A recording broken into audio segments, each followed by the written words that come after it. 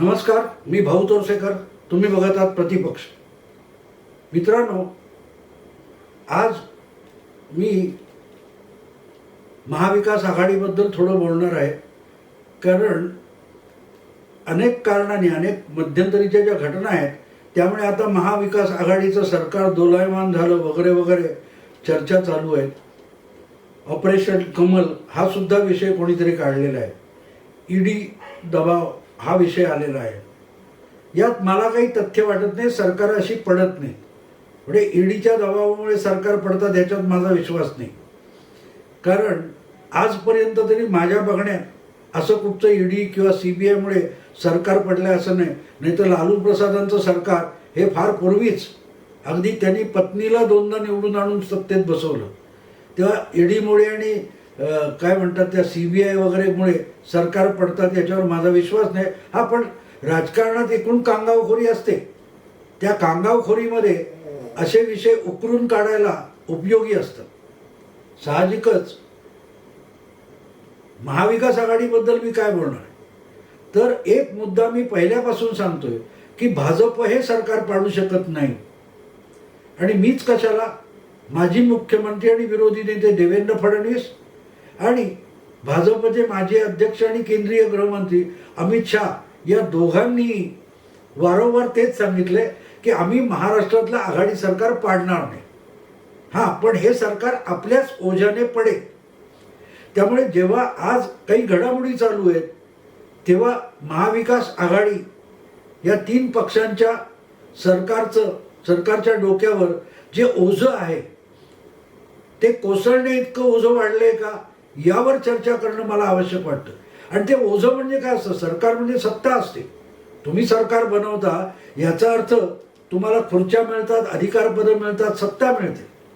ते ओझं म्हणजे काय असतं? तर ओझं असं असतं की जेव्हा वेगवेगळ्या पक्षांच्या एकत्र येऊन सरकार बनवली जातात तेव्हा त्यांच्यात जे अहंकार, मतभेद हा गुंता असतो त्याचा समतोल राखण्याला महत्त्व असतं.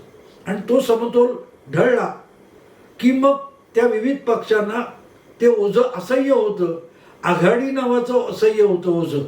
आणि त्यातून आघाडी मोडते आणि सरकार कोसळतं. तर तशी काही परिस्थिती आहे का? तर अनेक भाष्य करतायत लोक. मला ते पटत नाही, अजून तेवढं झालेलं नाही. पण तशी चिन्ह दिसायला लागली. वर्षभर जे 3 पक्ष आपलं सगळं कसं प्रत्येक बाबतीत गुळपीट आहे किंवा एकमत आहे, एक दिलाने आम्ही काम करतो आणि एक दिलाने आम्ही बोलत असतो असं सांगत होते, त्यांच्यातले मतभेद हळूहळू चव्हाट्यावर यायला लागले. पण याचा अर्थ मग आता गेले विकोपाला आणि सरकार कोसळणार 3 दिवसात, 2 महिन्यात वगैरे असं म्हणण्यात अर्थ नसतो. कारण तसं होत नसतं. सत्ता हा गोंद सुद्धा असतो. वेगवेगळ्या तुकड्यांना सत्ता एकत्र चिकटून ठेवत असते. या आधीच्या सरकारमध्ये तुम्हाला आठवत असेल की शिवसेनेचे मंत्री सांगायचे की आमच्या खिशातच राजीनामे. पण 5 वर्षाची मुदत संपेपर्यंत एकाचाही राजीनामा बाहेर आला नाही.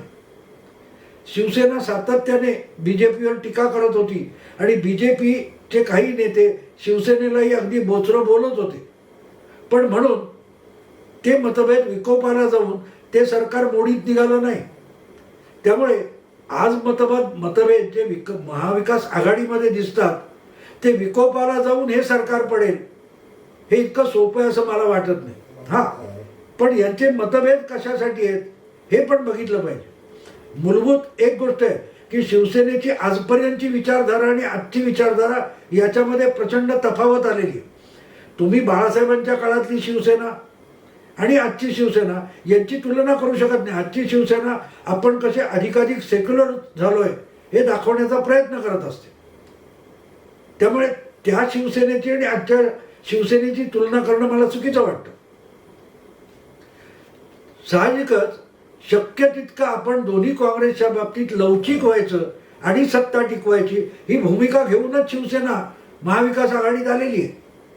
आणि तुम्हाला आठवत असेल की त्यांनी त्यावेळेला पहिल्यांदा काँग्रेसने त्यांना अट घातली होती की NDAतून बाहेर पडा.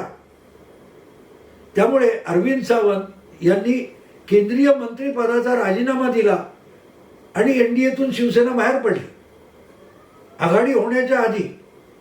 मात्र 2018 मध्ये भले अविश्वास प्रस्ताव आलेला होता मोदी सरकार विरोधात, तेव्हा सरकारमध्ये असून सुद्धा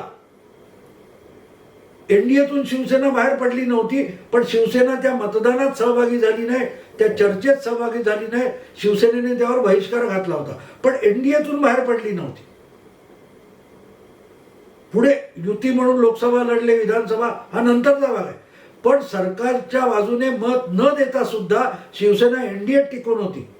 पण ही विकास आघाडी बनवताना आधी शिवसेनेला एनडीए सोडायची अट घालण्यात आली आणि शिवसेना त्या अटीनुसार केंद्रीय मंत्रिमंडळातून आणि एनडीएतून बाहेर पडलेली.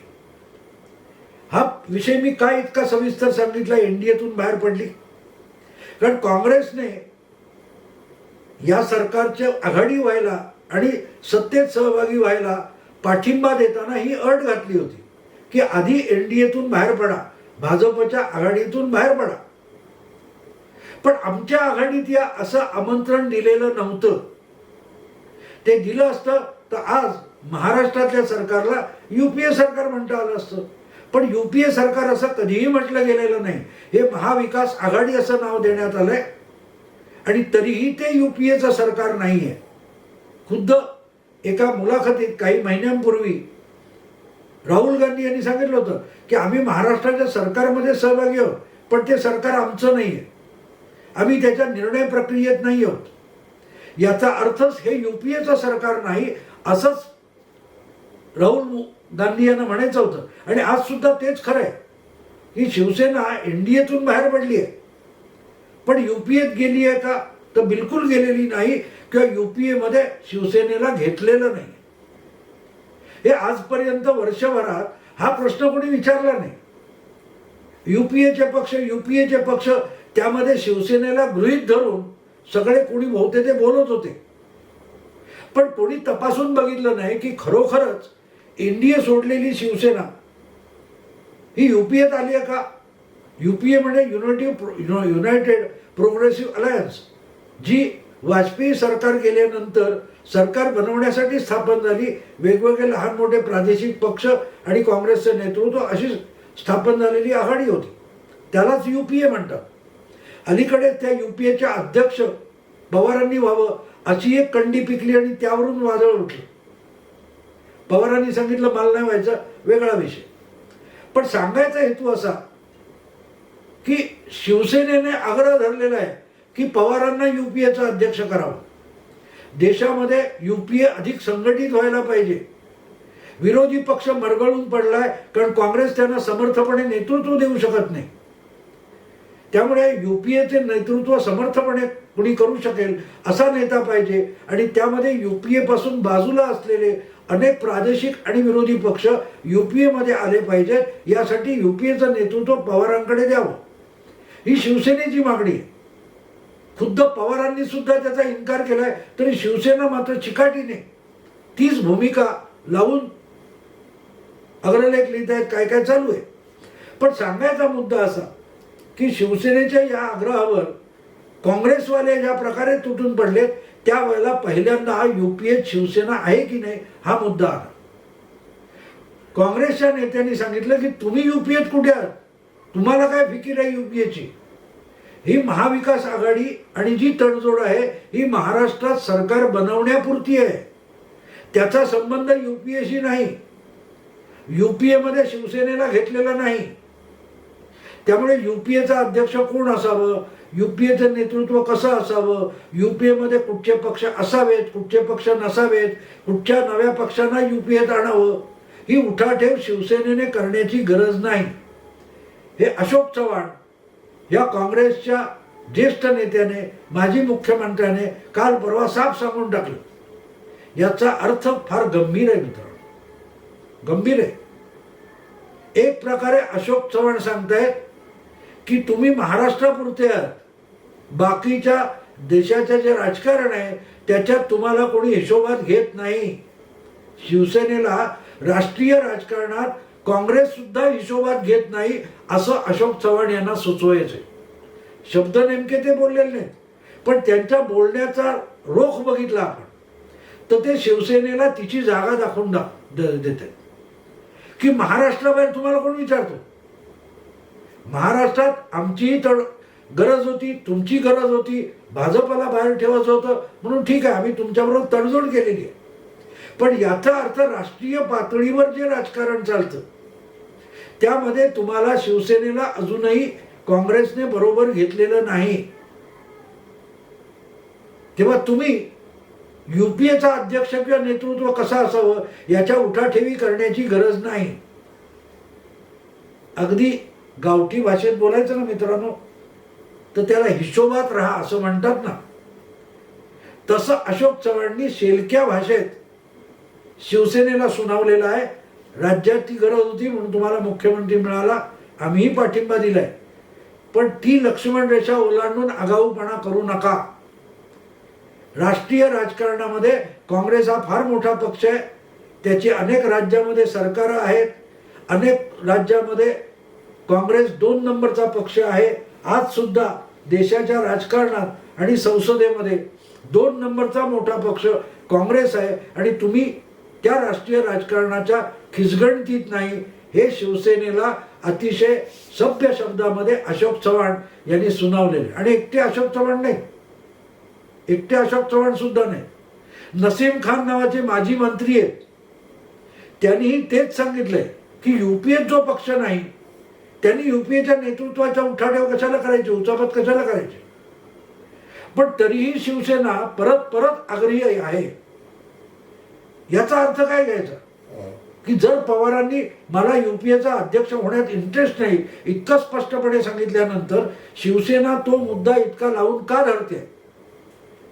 मग असं वाटतं की शिवसेनेला सुद्धा काँग्रेसला त्यांची अवकात दाखवून द्यायचे की ठीक आहे, आम्ही राष्ट्रीय राजकारणात नसू, आम्ही इतर राज्यात नसू, आमची ताकद ही राष्ट्रीय राजकारणात मोजमाप होणारी नसेल पण महाराष्ट्रामध्ये आहे आणि तुमची हिंमत असेल तर महाराष्ट्रात आम्हाला दिलेला पाठिंबा काढून घ्या, असं एक प्रकारचं न बोलता शिवसेना काँग्रेसला आव्हान देते का?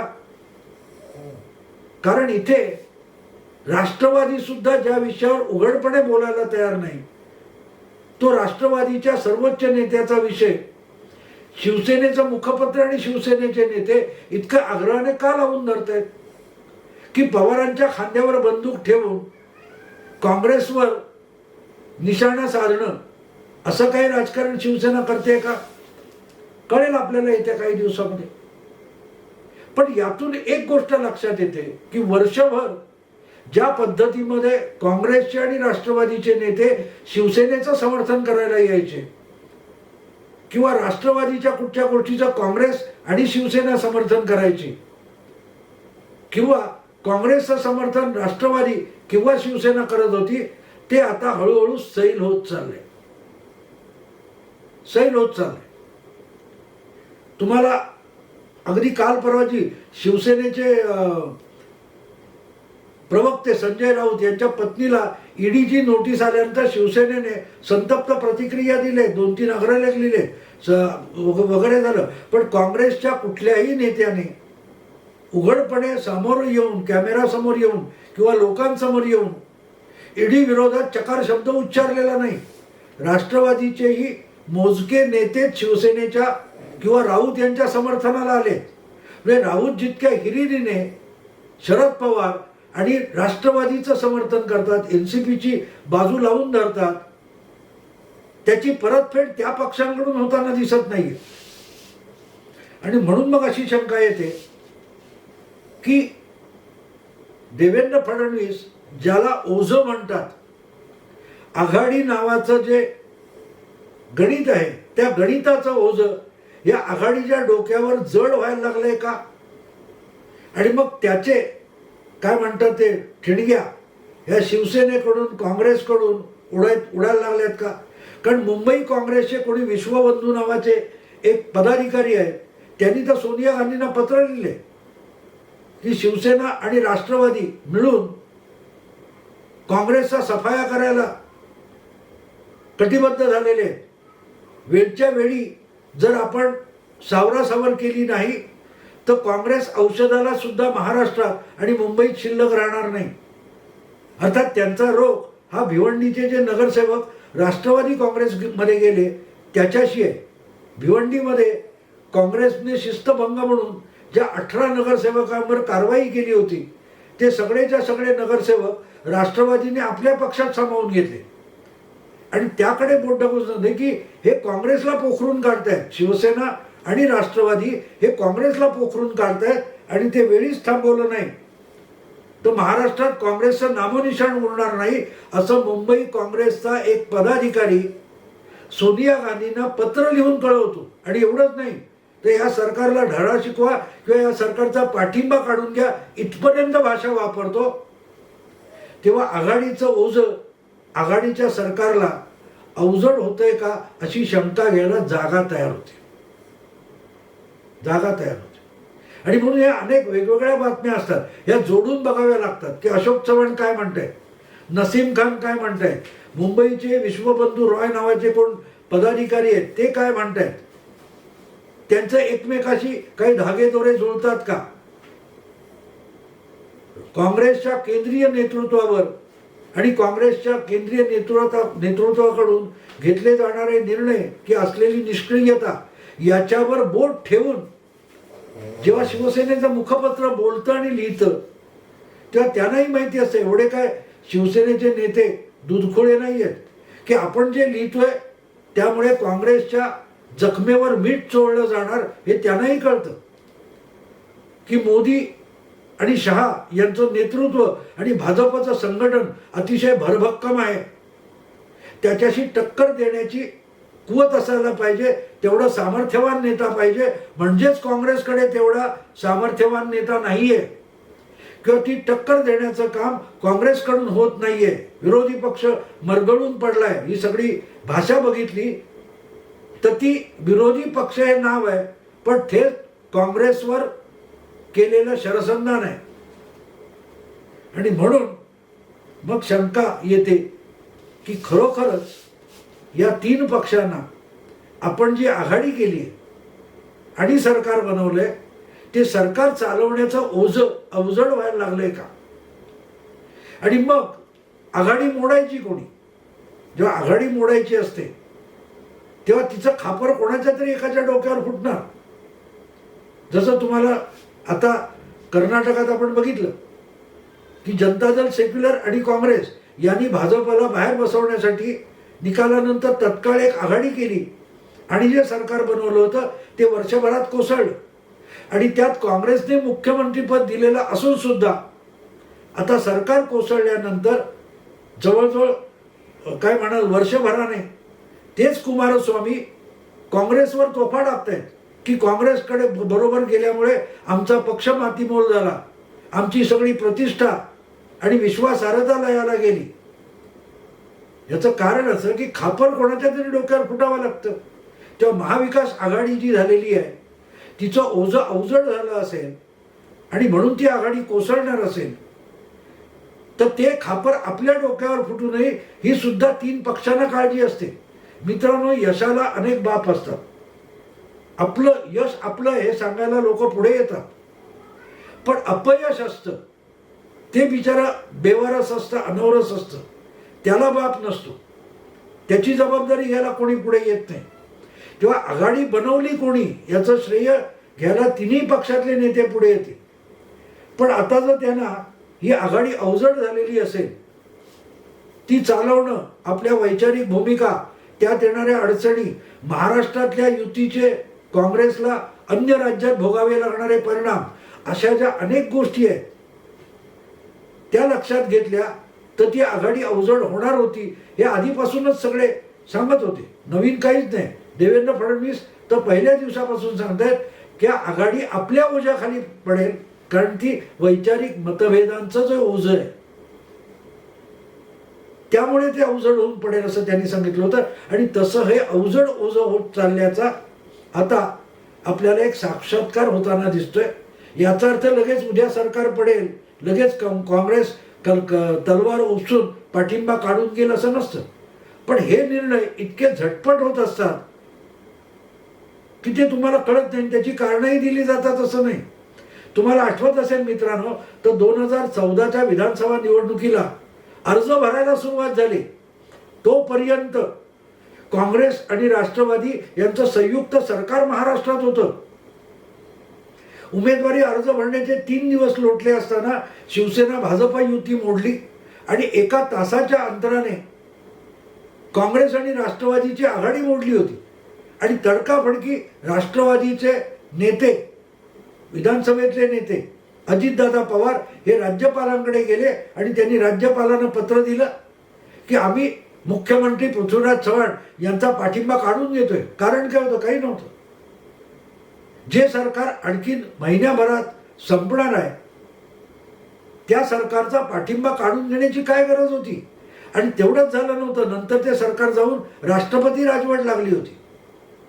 पण तडकाफडकी अजितदादांनी पत्र देऊन पाठिंबा काढून घेतला होता. आणि कारण काय होतं? कारण कोणीच सांगितलं नाही. तेव्हा आत्ता कितीही मतभेद वरकरणी दिसत असले तरी ते विकोपाला गेलेले नाही. त्यामुळे पुढच्या काही दिवसात वगैरे अशी जी भाषा बोलली जाते ती हास्यास्पद आहे. हे निर्णय अधिकाधिक विकोपाला जाईपर्यंत हे सरकार पडू शकत नाही. हा, ते जितकं भाजपवाले शांत राहतील आणि हे भांडण वाढू देतील तेवढे ते मतभेद लवकर विकोपाला जातील. पण भाजपवाले जितके बोचरं बोलून या आघाडीतल्या पक्षांना डिवचतील तेवढे ते अधिक राहण्याचा प्रयत्न, एकत्र राहण्याचा प्रयत्न करतील. त्यामुळे हे सरकार आणखी किती काळ मतभेद असतानाही चालू ठेवायचं हे आघाडीतल्या 3 पक्षांपेक्षा भाजपच्या बोलघेवड्या नेत्यांवर अवलंबून आहे.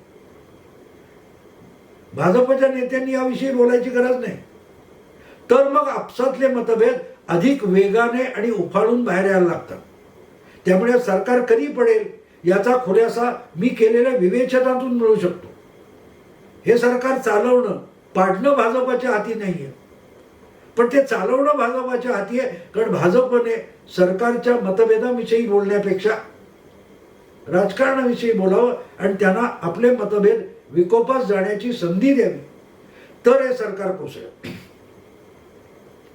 त्यामुळे अशोक चव्हाण त्या दिशेने अत्यंत बोचरं बोललेले आहेत की शिवसेनेने UPAची उठाठेव करू नये. शिवसेनेनं अजून त्याला उत्तर दिलेलं नाही. काय उत्तर येतं ते आपण बघू. पण ज्या पद्धतीत शिवसेना आणि काँग्रेस एकमेकांवर तोफा टाकतायत ते फार काळ शांत बसतील असं वाटत नाही. भविष्यात काय लिहिले 2021 हे नवं वर्ष सुरू झालंय. त्या नव्या वर्षात महाराष्ट्राच्या नशिबी काय आहे हे आपल्याला काही काळात दिसेल. मित्रांनो, हा व्हिडिओ आवडला तर मित्र परिचितांना फॉरवर्ड करा, लाईक करा, शेअर करा. प्रतिपक्ष वेगवेगळे पदर उलगडून दाखवतो त्याला अधिकाधिक सबस्क्राईब करा. नमस्कार.